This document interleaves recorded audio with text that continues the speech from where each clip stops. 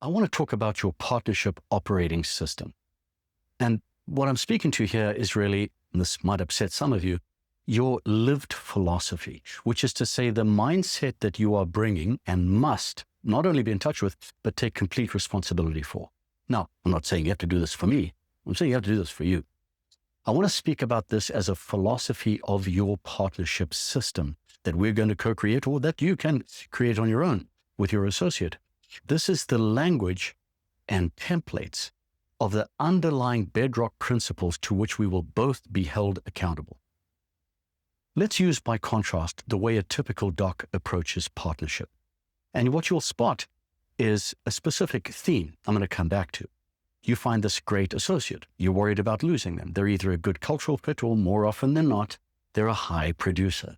And so we are sure that they could flee the scene at any time to go down the road to work for somebody and get paid 5% more on production, or, God forbid, start their own practice. Or, of course, they could also be swallowed up by a DSO, depending on the level of sophistication of their skills, and be offered 40% of production. These are legitimate fears. And it is from that position of fear that you offer them equity.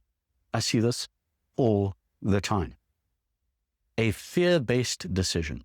This is the important thing, coming back to this idea of what energy are we bringing? What expectations do we have, and are we signaling to somebody? Because if I'm going to pursue you out of fear of some flight risk, how am I convincing you that I have or represent any sort of prize at all? We've created a disparity of value. We've created a disparity of value signal. If I, the practice owner, am chasing you so you don't leave, who's the prisoner and who's the prize? Anytime, and you're probably old enough as I am to have spotted this in your own life, anytime that we approach an opportunity from a position of scarcity, fear, or certainty seeking, we automatically collapse our leverage and our capabilities and opportunities. When I give equity away to keep an associate around, I cannot do that while simultaneously insisting that it's valuable. We do not respect that which is freely given. Haven't you noticed? You have people in your life that you freely give to, and they take advantage of that. We freely take advantage of our health until it's too late, and on and on. We cannot operate like this. Instead, if it is true that what you represent is a long-term, major value asset, then it should be signaled on the front end. So approaching it from a position of certainty seeking, scarcity, and preservation is the antithesis of what got you here in the first place, which is a philosophy of abundance, opportunity, creativity, and growth. And that is more valuable now than it might have ever been in the lived philosophy of your journey to practice ownership and to this moment in time. We can't do this. Instead, if we are going to maintain and protect the value of that equity, it must be signaled from the beginning. How is it not signaled? Stick around and we'll talk about it in a few years. That is another version of scarcity and fear that you're projecting onto your associate. They say, I'd really like to talk about, in their first interview, about partnership and the journey to ownership. The worst version is a retentive self-preservation. Well, yes, we'll talk about that in a couple of years.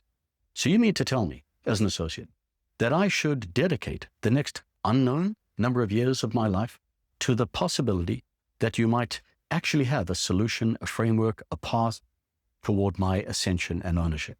I'll just do that on trust. You're going to lose the best candidates. They have the courage in that moment that we don't, which is to actually speak into the world what it is that they want to create, be a part of, or make happen. The onus is on you to lead this. And the answer is simple. It has nothing to do with time. Their movement to ownership is entirely a function of qualification. If the greatest rock star professional doc in the industry knocked on your door and asked to partner with you, you mean to tell me you wouldn't grab that opportunity? Of course you would, because highly qualified people are created, and once they are, we want to be a part of what they're doing. Again, you're not afraid of a partner, you're afraid of an unqualified one. And with respect, you don't have a framework that takes them from zero to hero, from complete newbie wet behind the ears to sophisticated, qualified, professional partner at your level. So what do we do? A couple of things. We need to insist that the individual understands that the moment they are qualified according to very measurable inputs and outcomes, we would love to have them as a partner. I know I would. And isn't it true that if I could map out a road for you that would triple your practice in 3 years or something, you would absolutely want to be a part of that. Why don't you just create that with them? I understand this is work you've not done before, and it's work I've done for years. So I have a different level of confidence and a different perspective.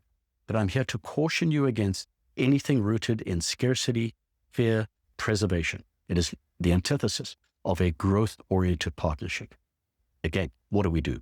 We need to make sure that our language shows them that we have a system that will get them from where they are to where they want to be as fast as they are able. As fast as they are able. Inside of that system, we're going a little deeper here. Inside of this system, our job is to make sure that we have two beautiful twins. What are those twins? Contribution is matched with reward.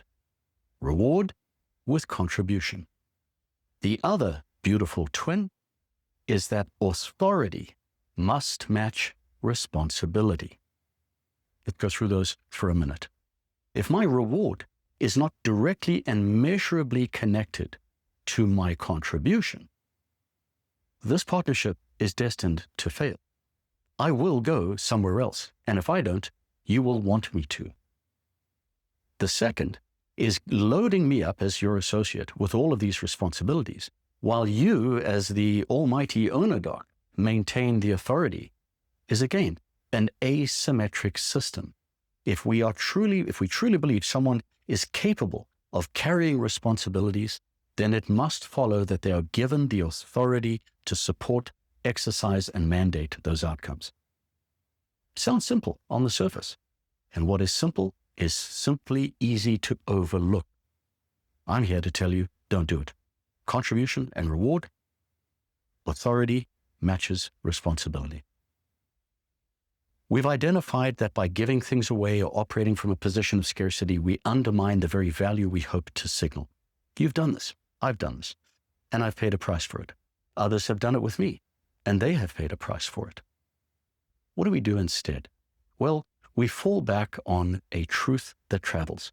Over the course of our time together, whether this is the end of it, maybe it won't be the case, but to the extent that we have any sort of working future, you will hear me reference this particular principle many times. A truth that travels. A truth that travels. It is a truth that travels that you can own equity, value in just about any business, but not any valuable business without your qualification matching that equity, without your contribution matching that reward, without your responsibility matching that authority. What am I saying? Your competitor down the road that's handing out 5% of equity to get them hooked in, that's not a partnership. Because you're afraid of their departing, that's a hostage negotiation. You're losing right out of the gates, and so are they. Instead, our associate ascending partner needs to understand that they are on the cusp of owning something truly valuable. And the fact that it is hard to earn, hard to become qualified for, is the very evidence of its value.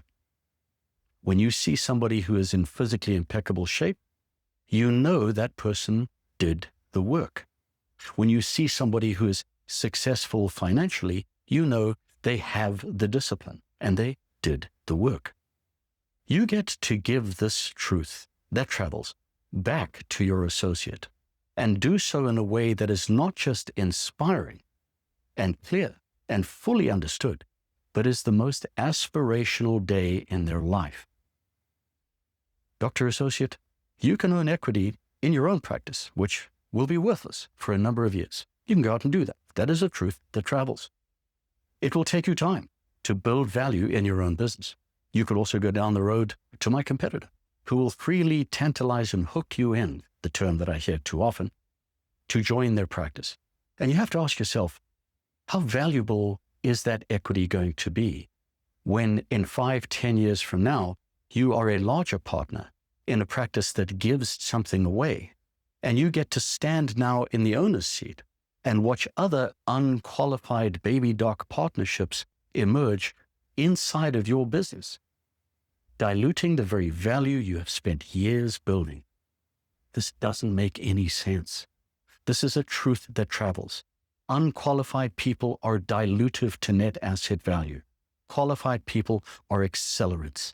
They are the leverage that takes you from where you are to the future that you are both capable of, only together.